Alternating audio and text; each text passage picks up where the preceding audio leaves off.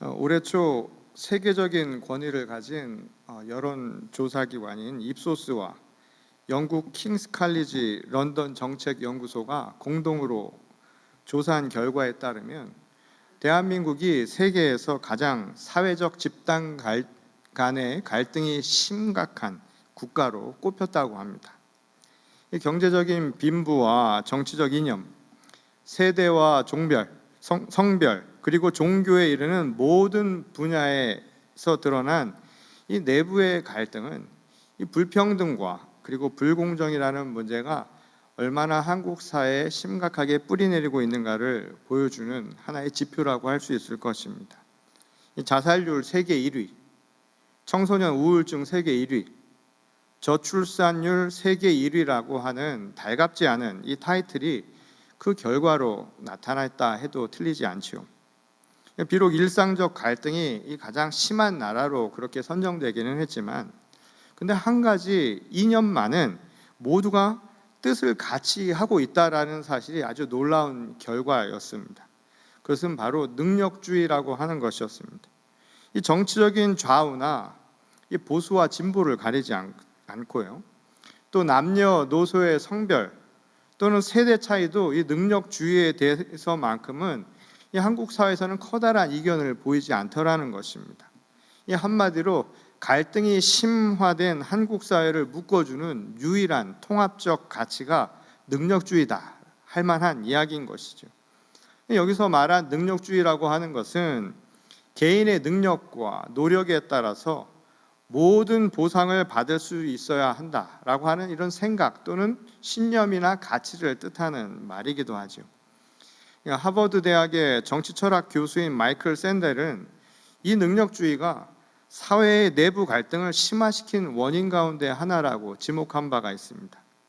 얼마 전 넷플릭스에서 방영돼 가지고 이 선풍적인 인기를 끌었던 오징어 게임이라는 드라마가 있었죠. 그 드라마는 무한 경쟁과 승자 독식이라고 하는 것, 그것으로 인해 나타난 능력주의의 폐해를 아주 극대화시켜서 보여준 작품이라고 할 수 있습니다. 만일 세상이 오직 개인의 능력이나 노력으로 승리해서 보상받는 것을 목적으로 삼는 그런 게임과 같다고 생각을 해본다면 우리의 삶이 얼마나 냉혹하고 참혹할 수 있는가를, 또 처참한 결과에 이를 수 있는가를 아주 잘 보여준 작품이라고 할 수 있습니다. 이 개인적으로는 이 드라마가 한국에서 제작되었기 때문에 세계적으로 인기를 끌어서 참 자랑스럽다는 생각도 들었지만, 다른 한편으로는 한국 사회의 치부가 여실히 드러난 것이 아닌가 하는 마음에 씁쓸한 생각이 들기도 했던 이유였습니다. 이것은 최근 한국 사회만이 아니라 전 세계적으로 공정과 공평이라고 하는 단어가 키워드로 등장하게 만든 배경이 되기도 했습니다. 모두가 차별 없이 공정한 기회를 얻고 또 공평하게 삶을 누리고 싶어하는 것은 이 세상 모든 사람들의 한결같은 마음이기 때문입니다. 문제는 그런 세상이 과연 현실적으로 가능하겠는가? 바로 이 질문이죠. 이에 대해서 오늘 우리가 읽은 구약의 본문인 스바냐에 보면 스바냐는 이렇게 얘기하죠. 그때가 오면 세상에 진정한 공의가 임하게 될 것이다 라고 선포한 것이었습니다. 여호와의 날, 주님의 그때가 오면 세상의 의로운 자는 구원을 받을 것입니다. 그리고 불의한 자가 심판을 받는 공의로움이 이루어지게 될 것이라고 선포한 것이었습니다. 그래서 공정하지 못한 그 억울함이 소명이 될 것이고, 또 불공평했던 삶의 생기가 넘치는 그런 희망적인 메시지를 우리에게 전했던 것이죠. 스바냐는 그때 일어날 일을 4가지로 축약해서 우리에게 전하고 있습니다. 그것은 하나님이 괴롭게 하는 자들을 다 벌하실 것이라는 이야기였습니다. 또 저는 자, 그들을 고치실 것입니다. 쫓겨난 자들을 모으실 겁니다. 또 세상으로부터 멸시당한 그들을 존경받을 수 있도록 하실 것이란 말씀, 바로 그게 그때 이루어질 사건이라고 우리에게 이야기를 하고 있죠. 그때가 되면 핍박받는 자들, 힘이 없어서 억울함으로 어렵게 살아가는 자들, 장애를 가지고 그 누군가의 도움이 없이는 못 살아가는 사람들, 또 사람들로부터 차별받고 소외받던 그들이 각자 처한 굴레, 그 삶의 어려움에서 해방이 될 것이다.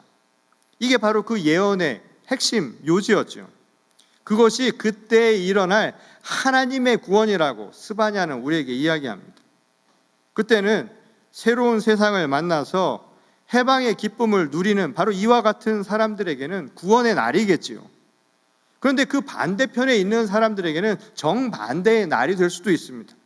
그때는 곧 그들에게 심판의 날을 의미한다는 거예요. 힘을 가지고 그것을 마음대로 쓰려고 했던 자들, 그것을 오용하고 악용해서 누군가를 누르려 했던 사람들, 그들에게는 심판의 날이 될 수 있다는 겁니다. 삶의 안전망 속에서 자기 홀로 모든 것을 취하며 편안을 누리던 그 사람들에게는 그날이 위험한 날이 될 수도 있다는 거예요. 차별과 편견을 만들어내서 분열을 조장했던 사람들, 그 누구에게 마음의 상처를 주었던 그들에게 그날은 공포의 시작이라고 이야기한 것입니다. 그런데 이러한 스바냐의 주장을 이 문자 그대로 해석을 하기에는 뭔가 좀 어려움이 있지요. 왜냐하면 자칫 처한 입장만 달라질 뿐이지 또 다른 차별과 또 다른 불공정을 만드는 것처럼 보일 수 있기 때문이라는 거예요.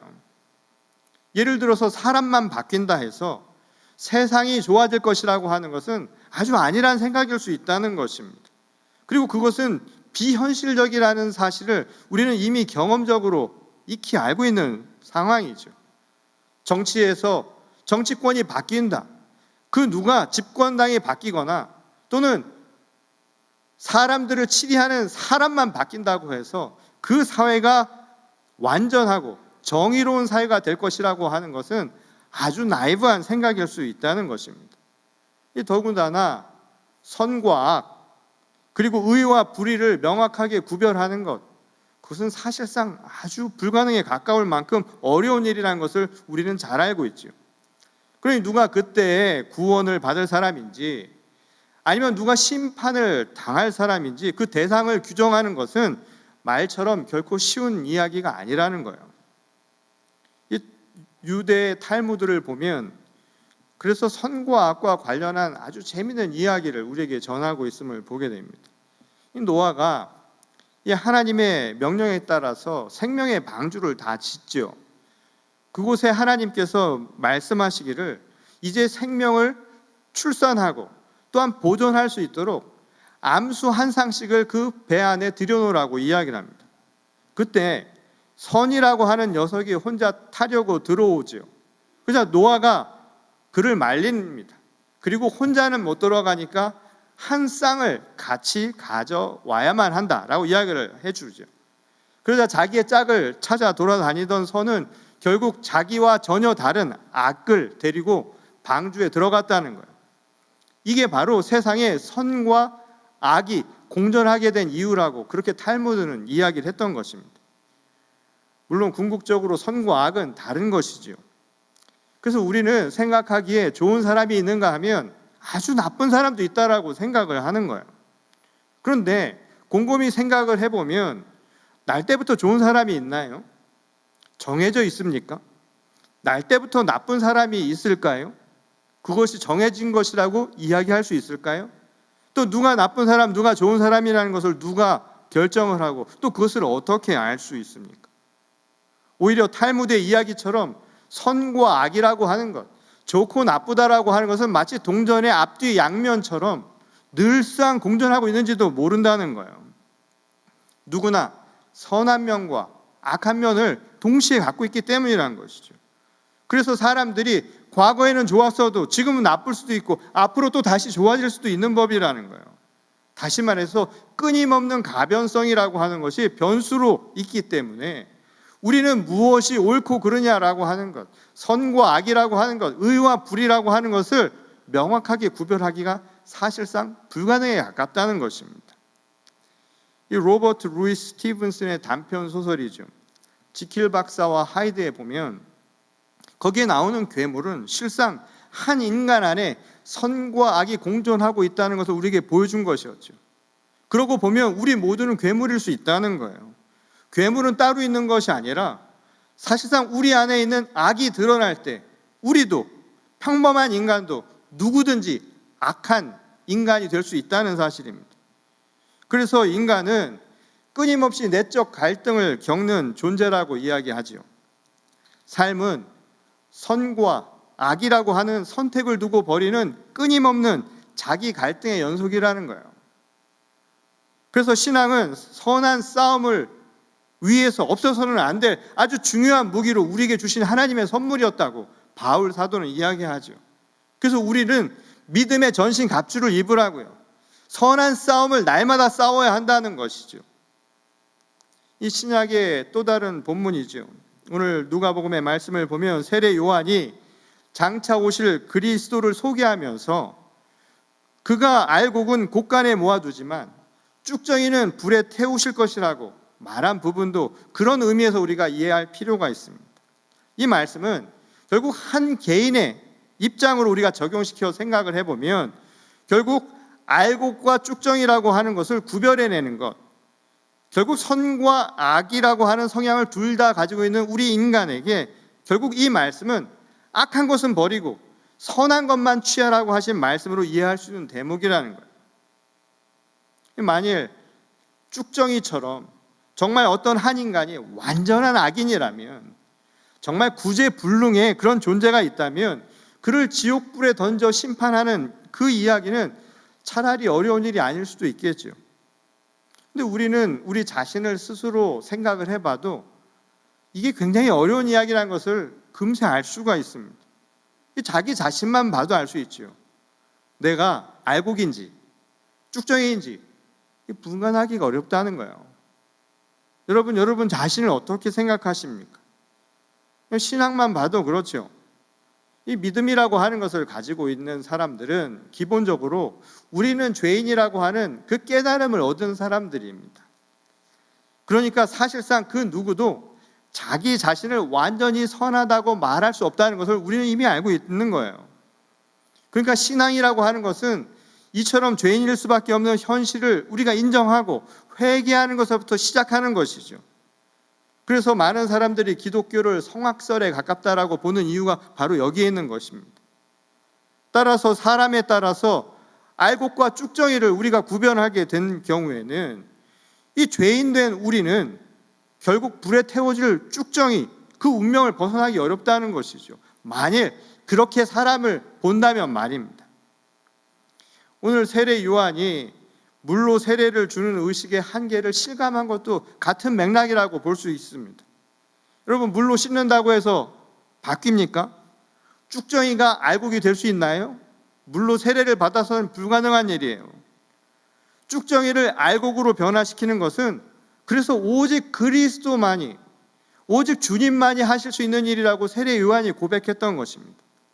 이 같은 내용을 담고 있는 마태복음 3장 11절을 보면 세례 요한이 이렇게 이야기하죠. 나는 너희로 회개하기 위하여 물로 세례를 베풀거니와 내 뒤에 오시는 이는 나보다 능력이 많으시니 나는 그의 신을 들기도 감당하지 못하겠노라. 그는 성령과 불로 너희에게 세례를 베푸실 것이요. 지금 물로 세례를 주는 나로서는 먼지를 씻기는 것밖에 안 되는 거예요. 물로는 닦아내는 것밖에 안 되는 거예요. 그것은 완전한 형질의 변화를 만들지 못합니다. 그것은 오직 그리스도를 통해서만 이루어진다는 거예요. 그래서 그리스도께서 주실 세례는 성령과 불로 이루어지는 세례라고 이야기를 한 겁니다. 이 사도 바울은 이것을 자신의 언어로 이렇게 다시 바꾸었죠. 고린도후서 5장 10절을 말씀을 보면 그런즉 누구든지 그리스도 안에 있으면 새로운 피조물이라. 이전 것은 지나갔으니 보라 새 것이 되었도다. 그리스도 안에서 새로운 피조물로 변하는 것, 거듭나는 것, 성령의 세례와 불의 세례는 바로 우리를 그렇게 만들어 준다는 거예요. 이것은 마치 불로 태워서 새로운 형태의 무언가를 만들어내는 것과 마찬가지라고 볼 수 있는 것이죠. 여기 있는 것을 물로 씻어봐야 이것은 그대로입니다. 여기에 묻은 때만 벗겨내는 것이죠. 그러나 이것을 완전히 바꿀 수 있는 건 태우는 길밖에 없다는 거예요. 근데 이 말씀을 세례 요한이 한 것은 이 이야기를 듣는 당시 유대인들에게 한 이야기였죠. 이 당시 아브라함의 자손이라는 사실에 안주해서 구원을 자만하고 있던 유대인들에게 아주 강력한 경고의 메시지를 던진 것이었죠. 이 작정만 하시면 하나님은 돌들로도 아브라함의 자손들을 만들 수 있으니 큰 착각하지 말라는 거예요. 지금 유대인들은 유대 혈통으로 났다는 것, 이게 자신이 알곡이라고 하는 것을 증명해 준다고 착각하고 있었다는 거예요. 나는 날 때부터 선하다라고 착각하고 있었다는 겁니다. 그 큰 오산이라는 거예요. 그러니까 애초부터 알곡과 쭉정이가 구별될 수 있느냐? 절대 그렇지 않다는 것입니다. 경고한 것이죠. 그래서 오늘날 교회도 마찬가지예요. 이 교회에 들어와서 발을 들여놨다고 해서 내가 구원을 얻었다라고 하는 것 착각입니다. 착각일 수 있다는 거예요. 내가 교족부에 이름이 올라온 것, 그게 나를 알곡으로 만드는 것, 내가 선한 사람이 되었다는 것을 증명해 주는 게 아니라는 거예요. 지금 이 자리를 채우려면 하나님이 돌들로도 채울 수 있다는 거예요. 아무 영혼이 없는 정말 돌과 같은 사람들로도 채워진 교회가 오늘 현실이 될 수 있다는 것입니다. 결국 그것이 우리를 알곡이 되게 하지는 못한다는 겁니다. 그럼 어떻게 해야 되나요? 당시 유대인들이 세례 요한에게 묻죠. 그 질문은 실상 오늘 우리들의 질문이기도 한 것입니다. 알곡이 그럼 어떻게 됩니까? 알곡이 되는 방법이 무엇일까요? 이 요한은 이를 묻는 유대인들에게 그 사람들이 처한 아주 대표적인 몇몇 사람들, 그 부류를 들어서 이렇게 맞춤형 답변을 해줬죠. 첫째는 남보다 더 소유하고 있으면, 하나 더 가지면 나눠주십시오. 자신의 여유분을 함께 나누어 갖는 삶을 사십시오 라고 이야기를 했습니다. 두 번째는 당시 식민지 유대사에서 원성이 자자했던 세리들에게 한 말이에요. 그들에게 세금을 통해서 부당이득을 취하지 말라는 거예요. 그래서 가난한 사람을 등치고 살지 말라는 거예요. 정당하게 징수하라는 겁니다. 정당한 공정한 일을 행하라는 거예요. 세 번째로는 당시 군인들에게 한 말이었죠. 너희가 가지고 있는 무력으로 남을 억누르지 말라는 거예요. 그걸로 남을 착취하거나 또는 남을 강탈하거나 남을 억압해서는 안 된다라고 이야기를 한 것입니다. 그런데 결국 이 이야기는 스바냐가 이야기한 그때 이루어질 일과 다를 바가 없는 거예요. 그리고 이 이야기는 누가 영생을 얻느냐고 물었던 부자 청년의 이야기와도 다를 바가 없는 거예요. 이건 다 아는 이야기라는 거예요. 율법에 쓰여진 이야기죠. 오늘날 누가 진정한 교인이 될 수 있습니까? 오늘날 누가 진정한 교회의 모습이라고 이야기할 수 있습니까? 그건 삼척동자도 다 안다는 거예요. 말하지 않아도 알아요. 교인이 아니어도 압니다. 교회에 있지 않아도 알아요. 세상 사람들도 아는 바로 그 이야기예요. 너무나 당연한 이야기를 우리에게 한 것이에요.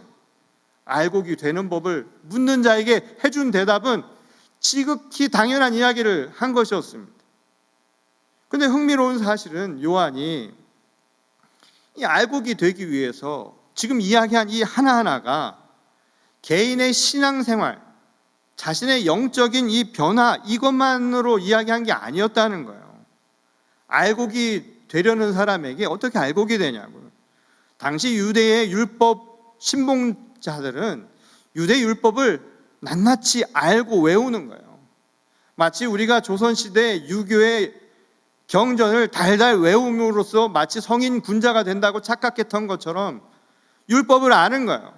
오늘날 많은 교인들이 그냥 성경을 달달 읽고 외우고 하면 다 하나님의 거룩한 자녀가 되는 걸 착각하는 것과 똑같은 이야기라는 거예요. 기도하고 묵상하고 중요한 일이지만 지금 요한은 그 얘기를 하진 않습니다. 그것만으로는 불가능하다는 거예요. 물론 개인의 영적인 변화 없이요. 대개 또 이런 이야기를 하면 잘 믿지 않으려고 하는 분들, 그리고 꾀를 내는 분들이 이런 말씀을 더 좋아하는 경향이 있어요. 하지 말라는 거 아닙니다. 그거는 해야 되는 일이라는 거예요. 아주 기본적인 당연한 일이라는 거예요. 그냥 거기서 멈추어서는 안 된다는 것이요. 믿음은 개인의 심적인 변화로 개심을 하는 것으로 그쳐서는 안 된다는 거예요. 예컨대 마음을 품은 것과 그것을 실행에 옮긴 것은 이건 다른 이야기가 될 수 있기 때문이라는 겁니다. 알곡이라고 하는 것은 내 안에서 내가 생각해서 만들어내는 상상물이어서는 안 된다는 거예요. 내가 생각하는 그것을 내 바깥에서 실현돼서 열매가 맺혀져야 한다는 것이죠. 말로만 사랑한다고 해서 되는 게 아니라는 거예요. 마음을 품는 것으로 되는 게 아니라는 거예요. 물론 그 마음을 품는 건 중요하지요. 그러나 그것이 나와서 열매로 나타나야 한다는 겁니다. 무엇보다 나를 통해 지금 세상이 함께 변화되어야 한다는 것을 이야기하는 거예요. 진정한 신앙은 나만의 개인의 영성으로 끝나는 것이 아니라 함께 살아가는 공동체의 영성을 통해서도 실현이 되어야 한다는 거예요. 변화는 나만 변화해서 되는 것이 아니라 내 바깥에 함께 살아가는 우리 모두가 완전한 변화를 체험해야 가능하다는 거예요. 쭉정이가 아니라 알곡이 되려면 알곡을 맺는 나무도 당연히 건강해야 된다는 거예요. 포도나무에 포도 열릴 것 아닙니까? 건강한 포도나무에서 진정이 알곡과 같은 포도 열매가 맺힐 것 아니냐 이 말인 거예요. 그러니 우리가 자기 신앙생활에 매진하면서 건강한 신앙 공동체 교회를 만들어가는 것 굉장히 중요한 일이라는 거예요. 그리고 우리가 함께 살아가는 이 세상을 관심을 두고 보고 그들과 함께 더불어 살아가는 건 역시 대단히 중요한 일이라는 것을 가르쳐주는 것이죠. 그래야 알찬 알곡들이 그 안에서 맺어질 수 있다는 거예요. 역설적인 것이죠. 내가 알곡이 되려면 나로만이 아니라 함께 그 알곡이 될 수 있도록 만들어가야 나도 알곡이 될 수 있다는 거예요. 그래서 세상에서 진정으로 선한 영향력을 맺힐 수 있는 그런 알곡과 같은 공동체, 그런 알곡과 같은 개인들이 나타날 수 있게 된다는 것입니다. 그런 의미에서 우리가 받아야 할 성령과 불의 세례는 그냥 격정적으로 소리나 지르며 기도하는 신앙의 형태를 의미하는 게 결코 아니라는 것을 알 수가 있죠. 감격에 격분해서 감동에 의해서 하는 것, 물론 그것도 중요한 일이겠지요. 기뻐서 얼마나 기쁘면 그렇게 하겠습니까? 그것도 중요한 표현이겠지요. 그런데 이러한 표현이 감정의 분출로만 그쳐서는 안 된다는 거예요. 결국 그것은 쭉정이를 알곡으로 변화시키지 못한다는 거예요. 그것만 가지고는 불로 태워서 완전히 다른 성질로 변화시키듯이 우리가 완전히 새로운 피조물로 거듭나지 않으면 안 된다는 겁니다. 이 신학자인 폴 틸리는 이것을 두고 새로운 존재, 뉴 빙이라고 불렀습니다. 이 새로운 존재는 그저 내 개인만의 변화를 뚝 두고 의미한 말이 아니에요. 내가 살아가는 이 공동체 안에서의 변화를, 그렇게 변화를 체험한 사람을 새로운 존재로 부른 겁니다. 그러니까 우리 모두가 함께 변화되어야 하는 거예요. 개인만이 아니라 공동체가 함께 변화되어야 한다는 것이죠. 이것이 바로 물로 세례를 받고 세례 교인이 되었다는 사실로는 증명할 수 없는 알곡의 증거라고 이야기한 것입니다. 이 지금까지 이 자기의 유익과 편리만을 추구했던 삶에서 벗어나는 거예요. 그런 껍데기를 벗어내는 거예요. self-centered 된 것, 자기 본의의 생각과 자기 본의의 판단으로 살았던 것, 그 껍데기를 벗는 거예요. 그리스도의 말씀 안에서 이전에 이기적이었던 내 모습을 벗어내는 것, 본능적인 욕구 중심으로 살았던 그 모습을 탈피하는 것, 그리고 내 주변을 다시 한번 돌아볼 수 있는 시선을 갖는 것, 그들과 함께 어우러질 수 있는 것, 그들에게 손길을 내밀 수 있는 것, 그들과 함께 아파할 수 있고 함께 기뻐할 수 있는 것, 그것이 바로 오늘 우리가 새로운 존재, 그리스도 안에서 새로운 피조물이 되는 길이라고 이야기한 것입니다. 껍데기를 벗는 것, 그 불편함이 따르겠죠. 그리고 나를 태우는 것, 아프겠죠. 예수님이 우리에게 가르쳐 주신 말씀 하나하나를 생각해 보십시오. 내 것을 좀 줄이고 남을 위해서 갖는 마음이요. 남의 입에 들어가는 그것을 보면서 기뻐할 수 있는 거예요. 그게 다 뭐겠습니까? 그게 다 사랑 아닙니까? 언젠가 말씀드린 것처럼 오병 이어의 기적은 아무것도 아니에요. 먹었잖아요. 그래도 조금이라도. 그런데 자식이 먹는 것을 보면 먹지 않아도 배가 부른 것 아닙니까? 그거야말로 기적 아니냐 이 말인 거예요. 먹지도 않았는데 배부른 거. 그 기적이 어디서 왔느냐 말이에요. 사랑의 마음에서 나온 것 아닙니까? 그 마음이 표출된 것 아니냐 이 말인 거예요. 그것이 바로 새로운 존재들을 만든다는 거예요. 그 사랑을 받고 난 자식도 달라지는 것이고, 그 자식이 언젠가는 또 그 자식에게 그런 사랑을 베풀 것 아닙니까? 그것이 우리가 만들어가야 할 알곡과 같은 세상이라는 거예요. 그것이 우리가 거두어야 할 진정한 기쁨의 나라라는 거예요. 그것이 그때 임할 하나님의 나라라고 이야기한 것입니다. 공정하고 공평한 세상이 언제 오느냐고요. 바로 그때 오는 것입니다. 말하지 않아도, 먹지 않아도 알 수 있고 배부를 수 있는 바로 그런 모습, 바로 우리가 그런 알곡이 되는 것입니다. 이 대강절의 세 번째 주일을 맞이해서 오늘 그리스도 예수를 우린 그런 마음으로 기다립니다. 하나님은 우리를 위해 독생자 그리스도 예수를 아무 값없이 우리에게 주신 것입니다. 사랑입니다. 그리고 그것을 통해서 우리도 그 사랑을 서로 나누며 살라고 주님은 우리를 부르신 것이고, 그게 바로 오늘 우리가 이 자리에 앉아 있는 이유입니다. 그러니 오늘 이 자리에 있는 것만으로도 기쁘지 않으세요? 감사가 넘치지 않으십니까? 이 성탄의 이 기쁨을 우리가 맞이하기 위해서 오늘 이 시간 우리가 해야 할 일은 한 가지입니다. 껍데기를 벗는 것입니다. 그리고 그리스도 안에서 새로운 존재가 되는 것입니다. 바라기는 우리가 그리스도 안에서 새로운 피조물로 새로운 존재들이 되어서 하나님 나라의 알곡을 차곡차곡 거두어서 누가 보더라도 살맛 나는 세상, 누가 보더라도 공평하고 공정한 세상을 함께 이루어가는 저와 여러분 모두가 될 수 있기를 주님의 이름으로 간절히 축원합니다. 우리 다 같이 기도하시겠습니다. 우리를 지극히 사랑하시는 아버지 하나님, 우리를 위해 독생자 그리스도 예수까지 저희에게 보내어 주심에 감사를 드립니다. 그 사랑을 통해서 우리가 살고 있으며, 또한 그 사랑으로 인해서 우리도 알곡이 될 수 있는 길을 얻었음을 고백합니다. 그때가 멀지 않았음을 항상 주께서 저에게 말씀하셨습니다. 멀지 않은 그때를 그냥 막연히 기다리는 것이 아니라 오늘 우리 스스로 껍데기를 벗고 자기를 탈피하고 예수 그리스도의 십자가를 저도 짊어지고 주의 길을 함께 따르는 주의 거룩한 교회와 제자들이 되게 하여 주시옵소서.